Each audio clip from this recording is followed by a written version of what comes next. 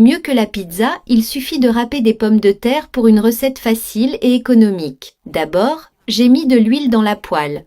Je vais ajouter une carotte râpée. Aussi du persil pour donner ce goût spécial, ça ne peut certainement pas manquer. Et un poivron rouge coupé en dés. Maintenant, j'ai fait revenir la carotte et le poivron jusqu'à ce qu'ils soient bien cuits. Après avoir bien fait revenir notre mélange, j'ai éteint le feu et réservé le mélange.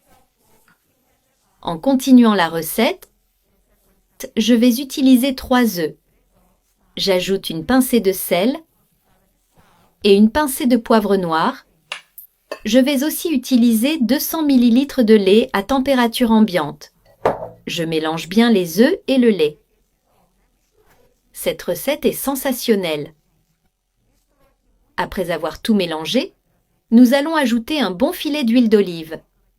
L'huile d'olive apportera plus de saveur et une texture plus riche à notre mélange, rendant le plat encore plus irrésistible. Et maintenant, j'ai une tasse de farine et je mélange le tout jusqu'à ce que ce soit homogène. Maintenant, je vais utiliser 3 grosses pommes de terre que j'ai déjà râpées finement. J'ajoute les pommes de terre râpées au mélange. Si vous voulez, vous pouvez augmenter la quantité de pommes de terre. Je mélange à nouveau le tout très bien. Chaque ingrédient a son rôle, et ensemble, ils créent une symphonie de saveurs qui surprend le palais. Après avoir mélangé, prenez le mélange de la poêle que vous avez réservé et ajoutez le tout ensemble. Et encore une fois, nous mélangeons le tout très bien. J'ajoute une cuillère à soupe de levure que je mets toujours en dernier pour maintenir son effet. Je mélange légèrement pour incorporer la levure. À ce stade, il n'est pas nécessaire de trop mélanger, juste ce qu'il faut. Maintenant, dans un moule déjà huilé avec de l'huile d'olive, je verse le mélange lentement. Et avec soin, maintenant, je répartis le mélange uniformément dans tout le moule. Pendant que le four fait sa magie, l'arôme de cette combinaison commence déjà à envahir la cuisine, promettant un repas inoubliable. Je mets au four préchauffé à 180 degrés pendant 20 minutes.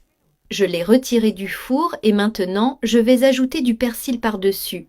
J'ai utilisé de la coriandre, mais vous pouvez utiliser une autre herbe de votre choix. J'ajoute du fromage au goût sur la pâte en l'étalant sur toute la surface. En gratinant le fromage, il se fond avec les autres ingrédients, créant une croûte dorée et irrésistible qui élève cette recette à un autre niveau de saveur. Je remets au four pendant 15 minutes de plus pour gratiner le fromage. Notre recette est prête. Maintenant, il ne reste plus qu'à couper cette merveille qui est bien moelleuse et très savoureuse. Servez et profitez de cette délicieuse recette